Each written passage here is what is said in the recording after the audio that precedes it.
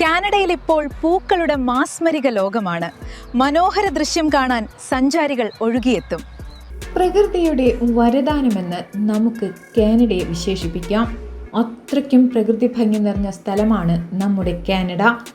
ഈ ഏപ്രിൽ മാസത്തിൽ കാനഡയ്ക്കൊരു പ്രത്യേകതയുണ്ട്. സ്പ്രിംഗ് സീസണിൽ വിവിധ ഇനം പൂക്കൾ വിരിഞ്ഞു നിൽക്കുന്ന അതിമനോഹരമായ കാഴ്ചയാണ് കാണാനാകുക. പ്രകൃതിയുടെ അത്ഭുത ദൃശ്യം കാണാൻ നിരവധി സന്ദർശകർ രാജ്യത്തേക്ക് ഒഴുകിയെത്താറുമുണ്ട്.